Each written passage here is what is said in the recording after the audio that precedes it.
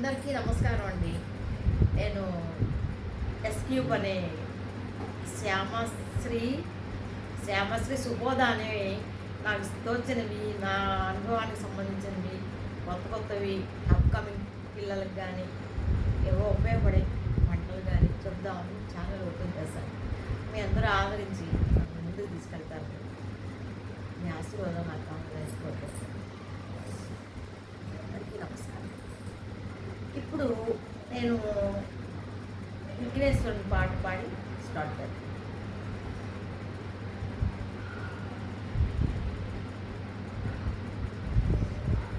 Gum పాటంతులే gum Ganadhipati ఏ నమః. ఇప్పుడు నేను పులగం గురించి చెప్దాం అనుకుంటున్నాను. పులగం ఆల్రెడీ కొంతమందికి తెలిసి ఉంటుంది, ఇంకా కొంతమంది తెలియని వాళ్ళకి చెప్దాం అనుకుంటున్నాను. ఏంటంటే అది సగం పెసరపప్పు, సగం బియ్యం. ఈ పెసరపప్పు నెయ్యి వేసి చక్కగా వేయించాలి. వేయించి దానికి కొంచెం జీలకర్ర కలపాలి. జీలకర్ర కలిపి ఇది రెండు మిక్స్ చేసేసి చక్కగా సరిపడ కరెక్ట్ కొలత నీళ్లు పోసి అన్నం వండాలి. దాంట్లోనే మిరియాలు వేయించి, ఆ నేతిలోనే మిరియాలు వేయించాలి. మిరియాలు వేయించి దాంట్లో వేసి కరివేపాకు, పచ్చిమిర్చి అవి కూడా తిరగమూతలో వేయించేసి చేస్తే పులగం వస్తుంది. దాన్ని బెల్లం ముక్క, ఆవు నెయ్యి వేసి అమ్మవారికి, దేవుడికి నైవేద్యం పెట్టి కట్టె పొంగల్ అంటారు దీన్ని. కట్టె పొంగల్ ఇది చాలా దేవుడికి చాలా చాలా ఇష్టమైనటువంటి ప్రసాదం. ఈ ప్రసాదము మామూలుగా పండగలప్పుడు ఇలా చేయొచ్చు. ఉత్తప్పుడు కూడా మన అన్నం వండేటప్పుడు బియ్యంతో పాటు కొంచెం జీలకర్ర, కొంచెం పెసరపప్పు, 2 మిరియాలు వేసి వండి మిగతా ఆహార పదార్థాలతో పాటు నైవేద్యం పెడితే అది పులగంతో సమానం. చాలా చాలా మంచిది, శుభకరం. దాని మీద బెల్లం ముక్క, చిన్న తులసాకు వేస్తే నెయ్యి వేసి పెట్టే పంచభక్ష చేసి టైం ఉన్నా లేకపోయినా ఇది ఎన్నో రకాలు చేసినట్టుగా ఆవిడ సంతృప్తి చెందుతారు. అది మీకు చెప్తున్నాను. నెక్స్ట్ ఎపిసోడ్ ఏంటంటే దీని తర్వాత ఊరు మిరపకాయలు ఎలా చేయాలనేది చెప్తున్నాను. ఊరు మిరపకాయలు మంచిగా, ఈ బజ్జీ మిరపకాయలు కాదు, మామూలు మిరపకాయలు తీసుకున్న తర్వాత మధ్యలో చక్కగా చీరండి. చీరిన తర్వాత మనం ఏం చేయాలి, అవి పక్కన పెట్టుకోవాలి. కడిగేసి పెట్టి ఆరిన తర్వాత చీర అవతల పెట్టుకొని ఏం చేయాలంటే మెంతులు ఉంటాయి చూసారా, ఆ మెంతుల్ని దోరగా తేనె రంగు వచ్చేటట్టు వేయించాలి. వేయించి అవి చల్లారిన తర్వాత మిక్సీ పట్టుకోవాలి. కొంచెం ఉప్పు వేసి దాన్ని కూడా మిక్స్ చేసేసి ఈ కాయలో పెట్టాలి. నిండా పెట్టక్కర్లేదు, కొంచెం పెట్టేసి ప్రతి కాయకి అలా పెట్టేసి ఒక పక్కన పెట్టుకోవాలి. తర్వాత మజ్జిగ, చిక్కని మజ్జిగ తయారు చేసుకొని కొంత పసుపు వేసి, ఇందాక అందులో కొంచెం ఉప్పు వేసాం, ఆ ఉప్పుని దృష్టిలో పెట్టుకొని ఇందులో సరిపడ ఉప్పు వేయాలి. మజ్జిగ కొంచెం నోట్లో పోసుకుంటే ఉప్పుగా ఉండాలన్నమాట. అప్పుడు కొంచెం పసుపు వేసేసి వాంగొడ వేస్తే వేయచ్చు, లేకపోతే లేదు, మీ ఇష్టం. ఈ మిరపకాయలన్నీ తీసి ఒక దాంట్లో, అంటే తెల్ల వాటిల్లో కానీ, తెల్ల బేసన్లు, స్టీల్ బేసన్లు కాకుండా ప్లాస్టిక్ అనుకోండి, అవి 3 రోజులు నానబెట్టాల్సి వస్తుంది, అది ఊరబెట్టాలి. కాబట్టి ఏం అవ్వకుండా ఉండాలంటే ప్లాస్టిక్ బాగుంటాయి. ఆ తర్వాత ఏం చేయాలంటే అంతా కలిపేసేసి చక్కగా మూత పెట్టి ఒక పక్కన ఉంచుకోవాలి. అంటుకొని చూడటం మడి అనమాట. అది కూడా అంటే కొంచెం శుభ్రంగా ఏమి అవ్వకుండా ఉంటాయి, పూజ పట్టకుండా చక్కగా ఉండటానికి మనం ఎప్పుడు పెడితే అప్పుడు అంటుకునే ప్లేస్లో పెట్టుకోవాలి, ఇదిగా పెట్టుకోవాలి. పెట్టుకున్న తర్వాత మర్నాడు కూడా మళ్ళీ దాన్ని కిందకి పైకి తిరగేయాలి. మళ్ళీ 2వ రోజు అయితే 3వ రోజు కూడా అలాగే చేయాలి. చేసిన తర్వాత 4వ రోజు ఏం చేస్తారంటే మీరు ఒక చిల్లులు వేసిన ఒకటి తీసుకుని దాంట్లో ఈ మిరపకాయలన్నీ వడబోయండి. పొద్దున్నే మనం లేవగానే కాఫీ తాగేటప్పుడు వడపోసేస్తాం. వడపోసిన తర్వాత అవి ఏం చేస్తారు, పైకి తీసుకెళ్ళి ఎండకి ఒక కాటన్ క్లాత్ పైన సంచిలో తీసుకొని దానిపైన ఆరబోయండి. ఎప్పటికప్పుడు కొంచెం సాయంత్రం 4 అయ్యేటప్పుడు ఇంకో తిరగేయండి. అట్లా 2 రోజులు 3 రోజులు ఎండబెట్టండి. మళ్ళీ మజ్జిగలో వేయక్కర్లే ఇవన్నీ కాదు, 3 రోజులు ఊరితే చాలు. అంతే. ఆ మజ్జిగ పారబోయేటువంటి దేనికి పనికిరావు. ఊరు మిరపకాయలు వేయించుకుంటే 10 ఊళ్ళకి వాసన వస్తుంది అనమాట. అది ఆ ఊరు మిరపకాయలు బయట కొనేవి తినలేకపోతాం అందరం. ఈ ప్రాసెస్ ఊరు మిరపకాయలు చేసే విధానం.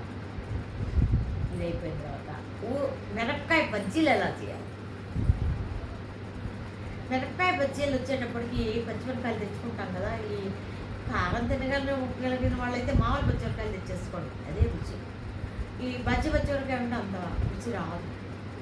నాకైతే ఇష్టం ఉండదు, మీరు ఇష్టం తెచ్చుకోవచ్చు. ఆ తర్వాత ఏం చేయాలి, మళ్ళీ చీరి దాంట్లో వాము ఉప్పు, చక్కగా కమ్మని వాము ఉప్పు వేడి చక్కలు పొడి మిక్సీ చేసేసి ఆ పొడి తీసుకొని కాయల్లో పెట్టేసేయాలి. పెట్టిన తర్వాత ఒక పక్కన పెట్టుకోవాలి. కడిగిన ముందే పచ్చిమిరపకాయలు కడిగట్టి పెట్టుకోవాలండి, అది చెప్పలేదు. కడిగట్టి పెట్టుకొని ఆరిన తర్వాత ఈ పౌడర్ దాంట్లో పెట్టి అట్టి పెట్టుకొని శనగపిండి చక్కగా, మరి చిక్కగా ఉండకూడదు, నీళ్ళగా ఉండకూడదు. బజ్జీకి ముంచితే మిరపకాయకి పట్టుకోవాలన్నమాట ఆ పిండి, అలా ఉండాలి. దీన్ని ఏం చేయాలి, ఈ పిండి ఉప్పు కలిపేసేసి శనగపిండి కలిపిన తర్వాత ఒక పక్కన పెట్టాలి. ఒక పావు గంట ఎంతో నానబెట్టాలి పిండి, అప్పుడు బాగుంటుంది. సోడా ఉప్పులు అవి వేయకండి, దానివల్ల టేస్ట్ మారిపోతుంది. అదేదో కొంచెం తినడానికి బాగోదు. నా ఉద్దేశం అయితే మీకు కావాలంటే వేసుకోవచ్చు, అది మీ యొక్క చాయిస్.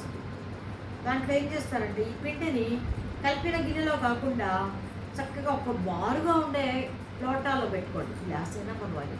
ఆ పిండి దాంట్లో వేసేసి ఇక వాము పెట్టిన మిరపకాయలు చూసారా, దాన్ని దాంట్లో ముంచాలి. ఒక ముడుగుతుందో లేదో చూసుకోండి ఒక కాయ. సరే, అది అయిపోయిన తర్వాత దాంట్లో ఉంచుకొని అది గ్లాసులో అయితే చక్కగా పడుతుంది, కాయ అంతా దాంట్లో ముడుగుతుంది కాబట్టి. గిన్నెలో అయితే రాదు బాగా. ఇది ఒక ట్రిక్. తర్వాత ఏం చేస్తారు, బాండీలో నూనె పోసుకొని బాగా కాగాలి. బాగా అంటే మసిలిపోయేటట్టు కాదు, కొంచెం బాగా కాగిన తర్వాత పొగలు వస్తాయి. వచ్చిన తర్వాత ఈ మిరపకాయలు ఒకదానికి ఒకటి అంటుకోకుండా చక్కగా ముంచి దాంట్లో వేయండి. చెయ్యి జాగ్రత్త, సెగలు తగలకూడదు. ఇప్పుడు వచ్చే పిల్లలు పొయ్యి దగ్గర చాలా జాగ్రత్తగా ఉండాలమ్మా. ఒక్కొక్కటి ముంచి వేయండి, ఒకదానికి ఒకటి అంటుకోకూడదు. ఆ మాండి ఎంతవరకు వెడల్పుందో, 7 పడతాయా 5 పడతాయా మీరే చూసుకున్న తర్వాత ఏం చేయాలి, ఒక వాయి వేసిన తర్వాత తిరగేస్తూ అటు ఇటు చక్కగా దోరగా వేగిన తర్వాత రెడ్డిష్గా రావాలి చికెన్. లోపల కాలాలి కాబట్టి సిమ్లో పెట్టుకొని కాలుకోవాలి. తీసేసి ఒక చిల్లులు దాంట్లో వేయాలి, ఎందుకంటే ఆయిల్ అంతా పోతుంది. లేకపోతే ఈ పేపర్ ఉంటుంది కదా, ఆయిల్ తీసే పేపర్, దాంట్లో పెట్టుకున్నా పర్వాలేదు. అసలు నూనెలో వండామా లేదా అన్నట్టుగా ఉంటాయన్నమాట ఆయిల్ తీసేస్తాయి. సో అలా తీసుకొని 5 మినిట్స్లో చేసుకొని స్నాక్స్ కానీ పిల్లలు పెట్టారనుకోండి. పిల్లలైతే మిరపకాయ తీసేసి పై తింటారు. మిరపకాయ బజ్జీ ఇష్టం వాళ్ళు మొత్తం కలిపి తినచ్చు, అన్నంలో కూడా తినచ్చు, బాగుంటుంది మిరపకాయ బజ్జీ.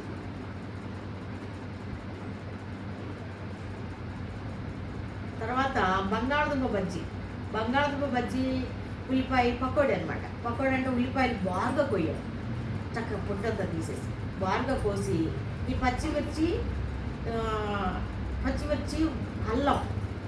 అల్లం ముక్కలు, కరివేపాకు, ఉల్లిపాయ ఇవన్నీ వేసేసి ఏం చేయాలంటే శనగపిండి వేయాలి. వేసి దాంట్లో ఉప్పేసి సరిపడ ఉప్పేసి ఏం చేయాలి, కొంచెమే నీళ్ళు పోయాలి, గట్టిగా రావాలి పిండి. ఈ ఉల్లిపాయ రసము, ఉప్పు కలిసిన ఉల్లిపాయ ఇవన్నీ కలిపి పిండి రసము అంతా కలిపి గట్టిగా చక్కగా చేశారనుకో, బియ్యం పిండి కూడా అవసరం ఉండదు.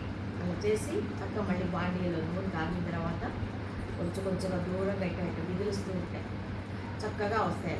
ముద్దలాగా శుద్ధలాగా పడేయకూడదు, విడివిడిగా ఇట్లా మిగిలించాలి. కొంచెంగా పిండి తీసుకోవడం, ఇట్లా మిగిలించుకోవడం. దీనికేమి గ్లాసులో వేయాల్సిన పర్లేదు, మామూలు ప్లేట్లోనే కలుపుకొని ఇద్దరు ఉన్నారనుకో 5 నిమిషాల్లో అన్ని చేసుకొని తింటే పిల్లలు పండించిన అన్నాన్ని పెట్టినా తినేస్తారు, తిని వెళ్ళి ఆడుకుంటాను ఫ్రెండ్ ఉంటారు. ఒకటి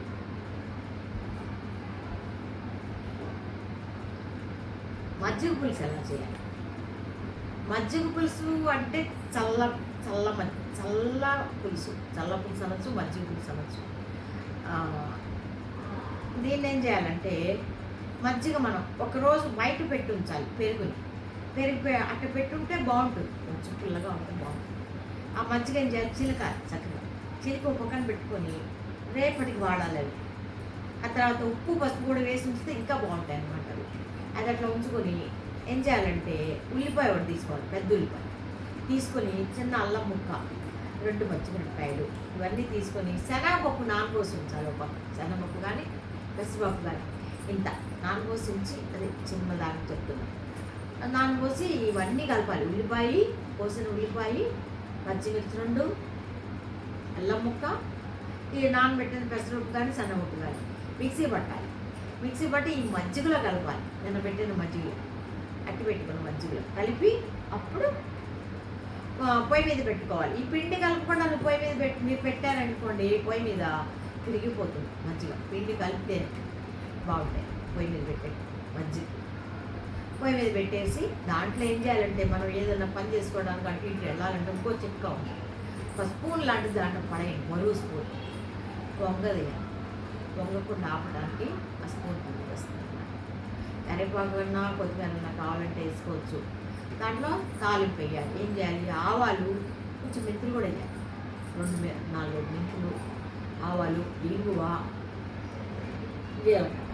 మిరపకాయ మళ్ళీ చక్కగా చెట్పడమని వేగిన తర్వాత నూనె తక్కువ వేయాలి. ఎప్పుడు మజ్జిగకి నెయ్యి కానీ నూనె కానీ తగిలితే కంటికి ఆరోగ్యం కాదుట పెద్దవాళ్ళు చెప్పేవాళ్ళు. మజ్జిగలో నూనెకి సంబంధించిన ఆవకాయ, మాగాయ ఇలాంటి గోంగూర కలుపుకొని తింటా కూడా కొంతమంది కలుపుకొని తింటారని ఇష్టం పెరుగులో అట్లా. కానీ నూనెకి పెరుగుకి చాలా మంచిది కాదు, కంటికి దెబ్బ వస్తుంది. సో కొంచెం నూనె వేసి రవ్వ వేసేసి చక్కగా ముఖం పెట్టుకోవాలి. ఆ హాట్ ప్యాక్లో పెట్టుకుంటే చాలా బాగుంటుంది. కరివేపాకు వేయచ్చు, కొత్తిమీర వేసుకోవచ్చు, ఏం వేసుకోకుండా బాగా.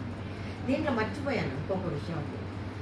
సొరకాయ ముక్క, బెండకాయ ముక్క, తోటకూర, బచ్చల కూర ఇవి కూడా ముందు పక్కన ఉడకబెట్టుకోవాలి. కొంచెం నీళ్ళు పోసి ఉడకబెట్టి ఈ ముక్కలు కూడా దీంట్లో వేసి అప్పుడు మజ్జిగ పులుసు ఉడికించుకోవాలి. చాలా టేస్ట్గా ఉంటుంది.